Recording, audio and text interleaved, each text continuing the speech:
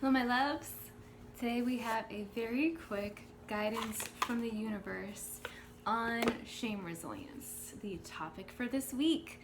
If you are watching this on Patreon, welcome back, baby. I am so excited to have you in this space where we can really be intimate and vulnerable without all of the internet randos who have nothing better to do but talk shit and essentially use their time to be the hurt person that tries to hurt other people. I'm so glad that we have this space to separate ourselves from that and to really feel safe in doing this shadow work, because I know all of the topics that we talk here about here on the Coven are shadowy. We have to get to the core traumas, and we have to get to our core beliefs and the past the initial associations with things before we can actually start to make some progress as far as the healing, the growing, the playing, the laughing. So I know that it's hard, and that's why I'm so glad that you're here. If you're watching this on YouTube, this shame resilience was our topic last week, and we had a poll that helped us to get through our associations, our associated feelings with shame resilience, and like broaching the topic of how we can become better at caring less about other people's opinions and about the social norms that keep us buried underneath our mistakes and our failures and all of the taboos and things that we feel like we can't tell others about or can't share with others. We've had this guidance from the universe. We've had a resource, which I feel like is probably going to be a card reading spread that is going to take this short guidance video deeper and help you to get more personal with what you need in order to build shame resilience, as well as a follow-up every Friday so that you can set intentions, so that you can kind of have space to talk about and reflect on the week of processing through these topics that we've had. The Vibrant Coven is a place that is for $5 a month, really cultivated with the intention of building up and creating a culture of compassion, witnessing suffering and doing something about it. And the core tenets of the Vibrant Coven, the values that we have, the way that we are cultivating a culture of compassion in the space is through growth, laughter, healing, and play. Playfulness, coming back to the energy that is most vibrant within us, which is that true, honest, kind, innocent nature of I just want to have fun. I just want to have fun. I just want to have ease and peace in my life.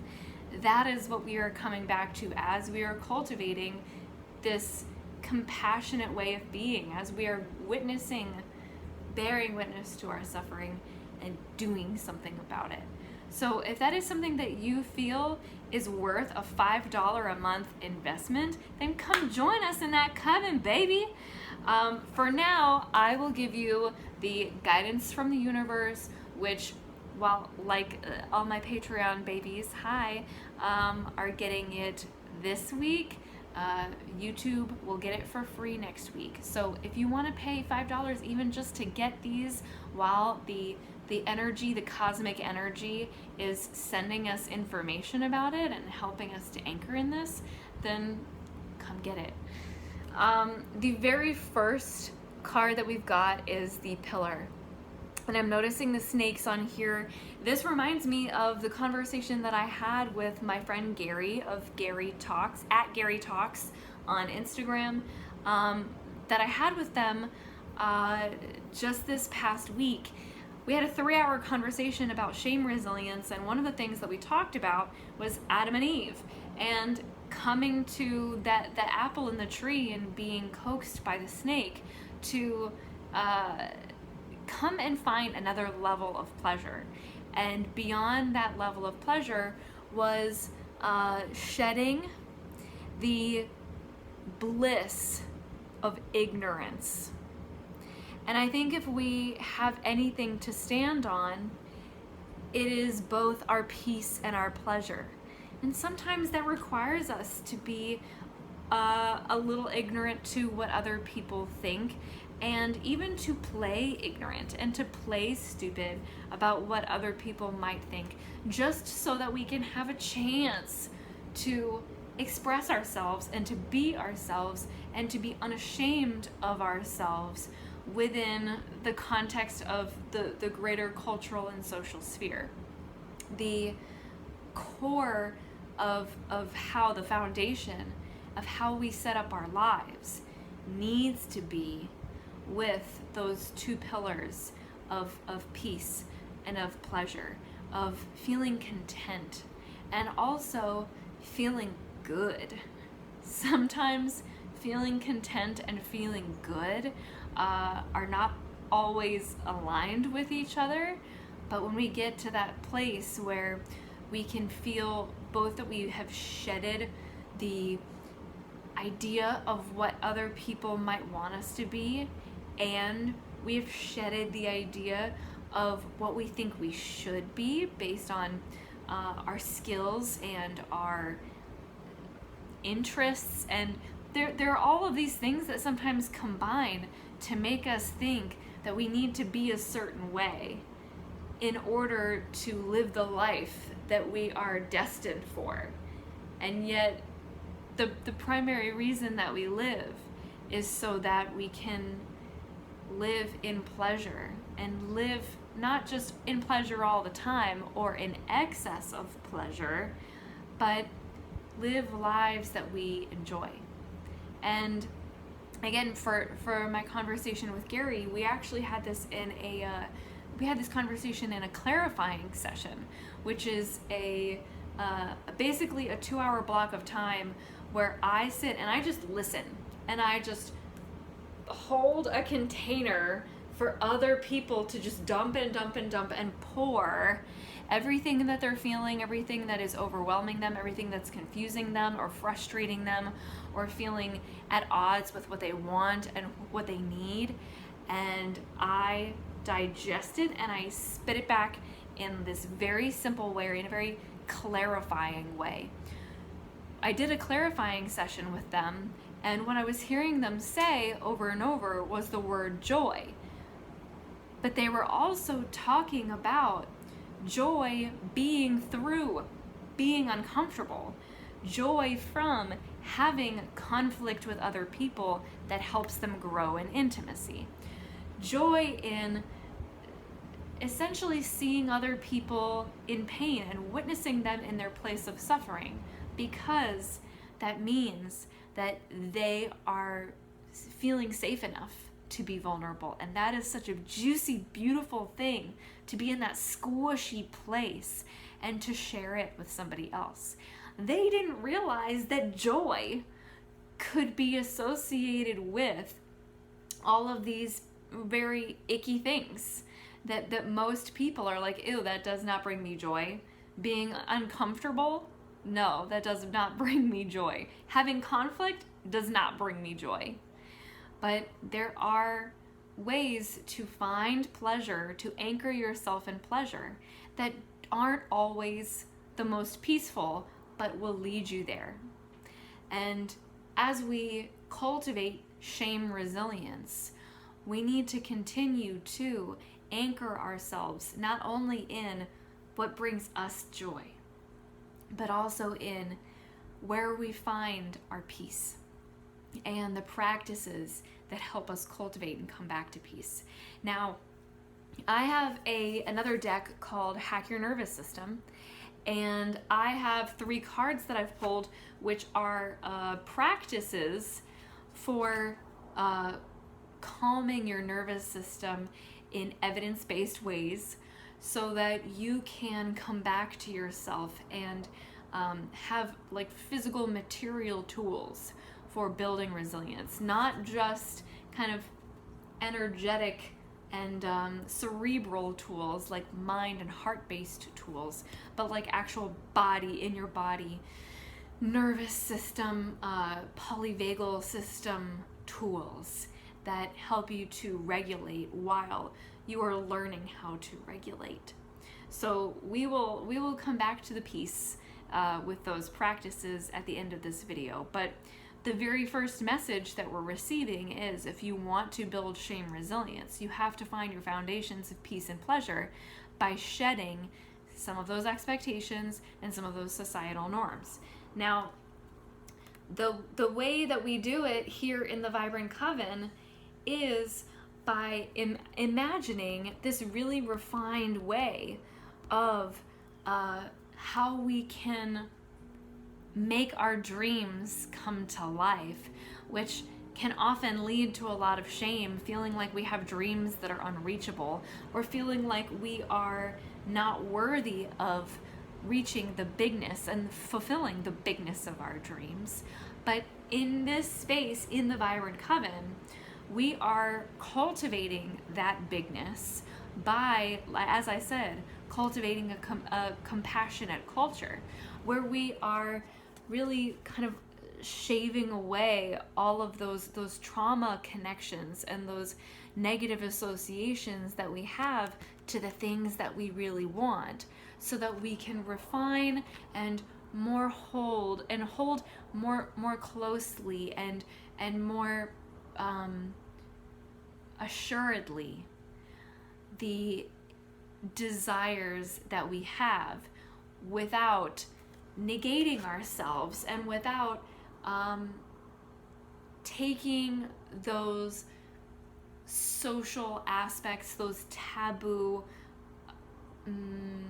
themes and topics, and that are connected to our dreams sometimes. Like, some of my dreams have included talking more openly about herpes, and I have had to refine and shave off the stigma of talking about herpes and how I might be verbally attacked, or I might be unfriended by people who maybe believe that I am too loose and too slutty.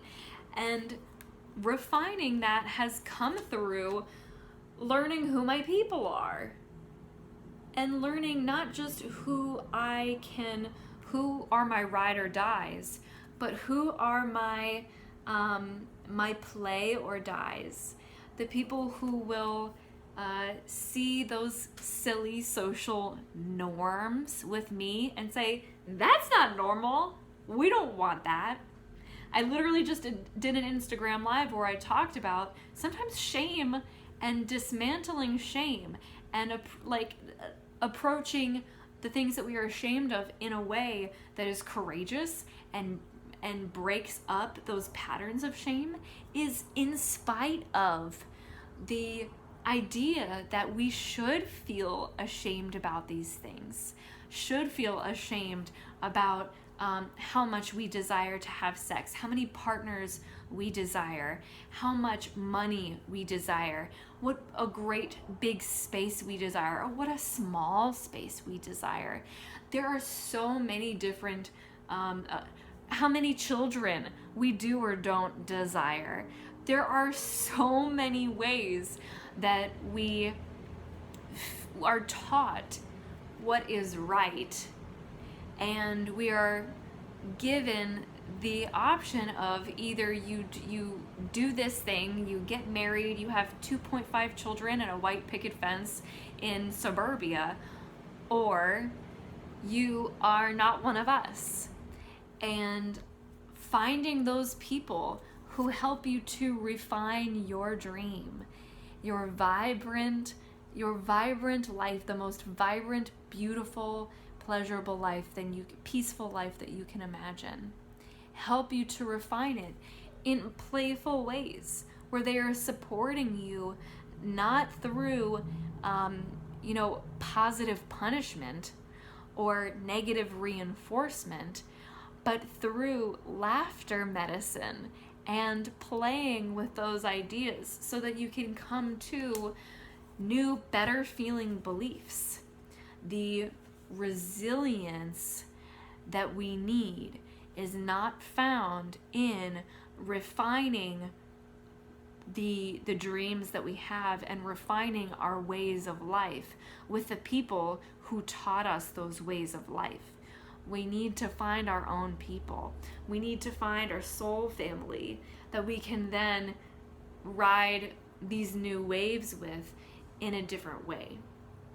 So if you haven't found your soul family yet, go and listen to the podcast episode that I posted a couple weeks ago on how you can recognize your soul family, how you know that you've met your soul family, because that way you can really start to look out for those things and maybe even manifest from a place of, oh wow, now that I hear her say that, that is what I want.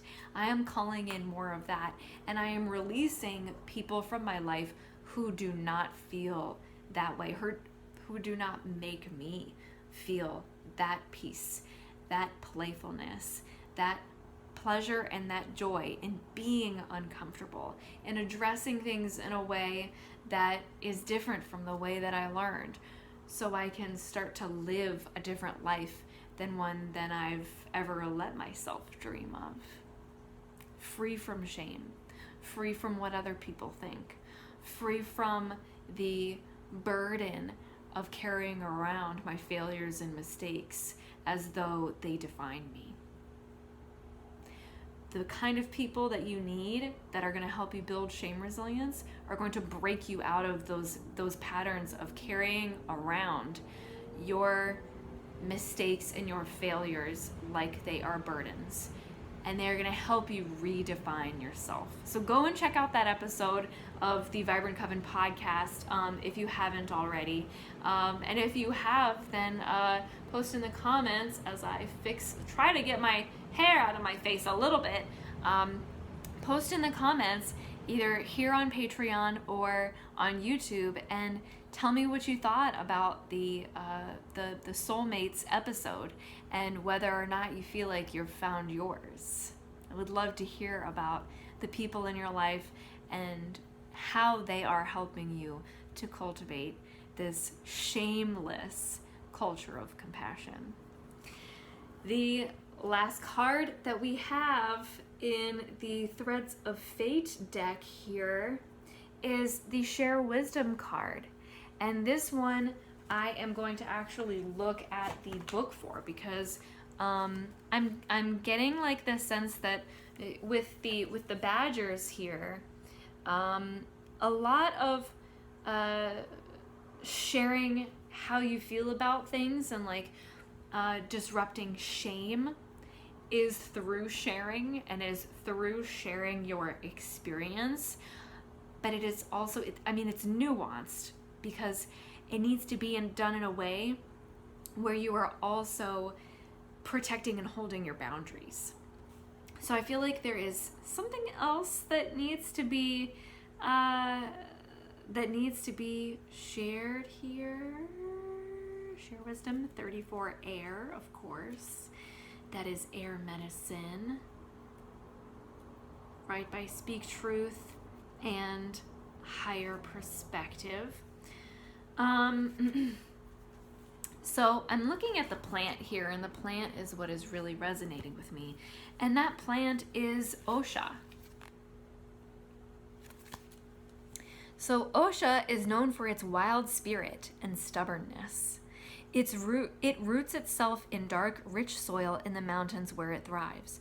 Osha often refuses to be cultivated, preferring to maintain its home in the hills. It knows its medicine is best exactly as it is. Osha encourages you to treat yourself and your story the same. Do not think you must change yourself in order to be respected as a wisdom keeper. What is in you is enough. Call on Osha when you feel like you need to be more, and embrace yourself and your truth exactly as it is. I love that so much. I actually even realized I put on last night and started to wear to bed these pearls, and I've been calling them my pearls of wisdom because I felt that I really wanted to be able to wake up with just this really resonant understanding of shame resilience. I knew that I would need to be prepared for this video and for talking more about this because it is such a big, powerful topic.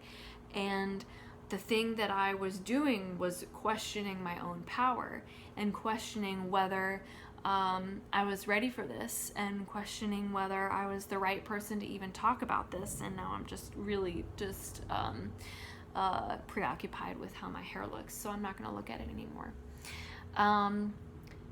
What Osho is teaching us in the Share Wisdom card is that when you share of yourself, you don't have to make yourself seem like you are not. You don't have to try and be palatable. And if you feel that sharing loses integrity when the person or situation with whom or in which you are sharing yourself feels wrong and feels like it goes against the nature of who you are. Like if the place where you feel like the place that you wish you could share is not the place in which you really want to be living and thriving, it's a place in which you've been surviving, then that is an opportunity for you to recognize this is not where I'm building shame resilience. This is not where I'm going to be building my shame resilience. This is just going to be the reinforcing of my shame, because in survival situations and places where I am just getting my bare minimum needs met, I am living in a state of perpetual shame and a state of perpetual not being able to fully express and be myself and live with the fullness and the wholeness of me as I truly am. When I get to live in my wildness and I am stubborn with my boundaries, meaning I am patient enough to know that in a context where my boundaries and my sharing of my story will not be well received, I am patient enough to withhold that sharing for another time with people that I know will be excited for me and will receive that sharing in not just a positive way, but in a way that empowers me and in a way that makes me feel like I am safe, like my me-ness has been protected. So be sure that when you are trying to build your shame resilience and you are allowing yourself to imagine new ways of showing up in the world, that you are not showing up in the places in the world where you know that you are not well received and starting there first, or trying to change those places with your sharing, with connecting with people with that shame story, with that vulnerable story, with that vulnerability and a deeper level of intimacy. Make sure you are not giving that in places where you know that you will not be well received. You can acknowledge that shedding shame over time is going to be a better way of playing it and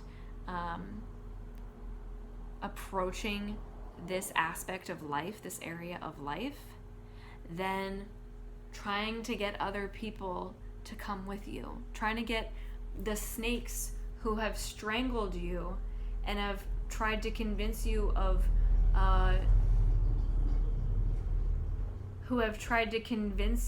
what pleasure and peace should look like all your life.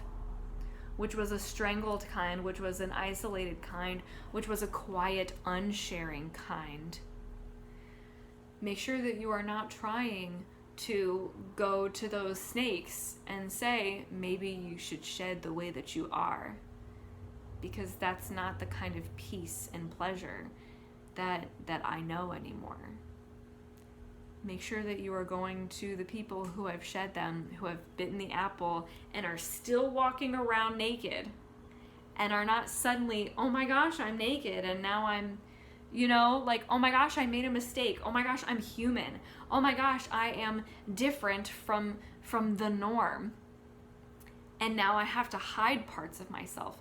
Make sure that the people that you are sharing yourself with are the people who are shameless already, who are walking around naked, emotionally, mentally, energetically, maybe even physically, and giving of themselves to the world already. You cannot be sharing with people who are not also doing the sharing, because then they will not receive it with the knowledge that, this is wisdom. You will be sharing it and they will receive it as, this is why I don't share. Because it's so uncomfortable to hear about other people making mistakes. It's so uncomfortable to imagine how hard it was. There's only so much that you can do, and you cannot change other people. Changing other people in your shame resilience journey, the universe does not want that for you. The universe does not want that for any of us. Trying to change other people as we are building shame resilience, no. That is not what we are trying to do. The goal here is to become a more empowered, more self-protecting version of ourselves, but not in a way that we are walling off. In a way that we are building boundaries that keep us from reliving and choosing again the kinds of suffering that we were once comfortable with. So here we are going to end with our shame resilience activities, practices. And the very first one, and here's a dog shaking it off, is shake it out. And I will read this to you. These are the 3 practices that we have for hacking our nervous system and for, I love reading this, alleviating anxiety, reducing stress, and retraining our nervous system. So if we are going to build resilience against shame, then we are going to have to retrain our nervous system, and we are going to have to do it in a non-anxious, unstressed way. So doing these as often as possible helps us to do all of this other stuff, all of the other things that I just talked about. Building a peace and a pleasure foundation, shedding some of those social ideas, refining our own ideas as we shed the way, and bringing in people or bringing closer the people we already have who help us to play in our imagination and release that shame in a very powerful way, as well as feel safe to share the things that we are ashamed of so that we can bring them to the light and not feel like they're things that we need to keep hiding in. Making sure to discern between the people and places where we are safe to share and the people and the places in which we are not safe to share. Okay? So here are our practices. The first one is shake it out. Start by gently shaking your hands back and forth, side to side, above your head, and loose by your sides. Continue the shaking through your shoulders, chest, hips, legs, feet, and then your full body. Continue for 1 to 5 minutes. Even just doing that for a few seconds, my body is already buzzing. Try that for 5 minutes. I dare you. Once you finish, notice what new sensations are present in your body. And it says here, shaking releases pent-up stress energy from your body. So there is a tension that builds when we are hiding, when we are trying to shame makes us shrink ourselves and stay smaller, and makes us sabotage ourselves, keeping us from the kind of support that we need, and stepping up and making ourselves large enough that we are seen and that we are heard in our cries for help, in our seeking of support. And shaking it out can help us to not only embody more of our bigness, but to release some of the tension of that shrunken, shameful posture that we hold in our bodies. Here is one for helping us connect with others, and it's called expanding connection. Face another person, take a deep breath, and place one hand over each other's hearts. You can choose to keep your eyes closed or open. Begin to sync the pace of your breathing with the person across from you. Notice whatever arises in the body and mind without judgment. And you probably will start with judgment, because that's what shame makes us do. It makes us feel like we need to start assessing other people and assessing ourselves and seeing ourselves the way that we think other people might be seeing us. So if you start with judgment, that's okay. Just notice that the judgment is there, and then start to just come back to your presence, which means come back to your breath. Come back to the sensation of the warmth of your hand on someone else. Come back to the heartbeats that you are feeling. Come back to the feeling of your butt on the ground, or how straight your neck is and how much air you are able to pull through your nostrils. Come back to yourself, and the judgments will fall away. The shame around being vulnerable and being so intimate with somebody that you're close enough to be judged by them will start to fall away. Connection is also one of the best ways to become more resilient through shame, and to strengthen those shamelessness muscles, because the more that we feel connected to others, the less we feel the need to shamefully hide parts of ourselves. The last one is gratitude game. I love these images. Your challenge is to find one new thing every single day to be grateful for. A helpful tool is to bring it back to your senses. What smell, sight, sound, taste, or feeling can you notice and really appreciate? This practice trains your brain to search for sweetness and overwrites its tendency to look for what's wrong.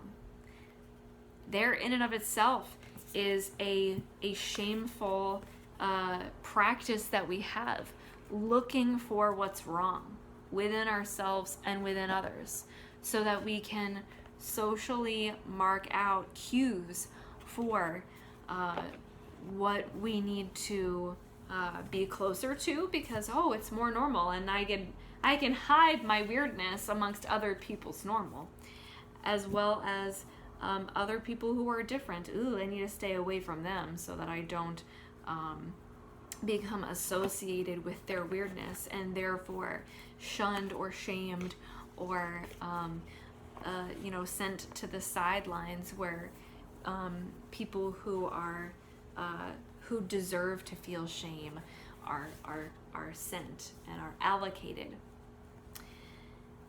Making sure that you are grounding yourself in gratitude and coming back to that sweetness of the simple things helps to put in perspective the things that are more complicated, like the way that society has decided to treat certain people, or to treat people with certain illnesses, or to treat people who desire a kind of relationship, or choose a certain kind of way of expressing themselves. Coming back to that simplicity and the goodness helps you to recognize when you are harping on the badness and really overcomplicating the way that you are showing up for yourself. I hope that this shorter than normal video has been helpful for you. If you are on Patreon, make sure that you are checking your notifications and checking your email. That's where Patreon notifications show up, and make sure you change your email address to an email that you actually look at regularly if you do want to get those notifications, so that you can at least see it in your email. Even if you don't come on Patreon and comment and engage, at least you can be receiving them and reading them every week, so you can decide whether or not this is a topic for the week that you want to be engaging in.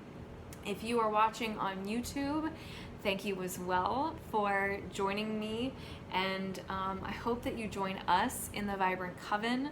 It is, again, just a wonderful place to be for anybody who wants to be doing the work without doing it alone.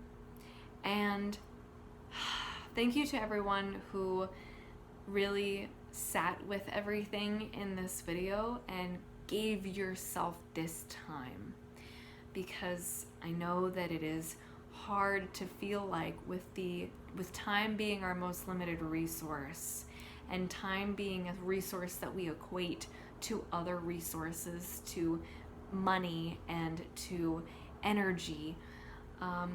Thank you for investing this time in this energy and in this kind of growth, because I feel that this is the way that we sustain a self-love and a self-compassion that makes us better all the time. And it's not that you have to be better.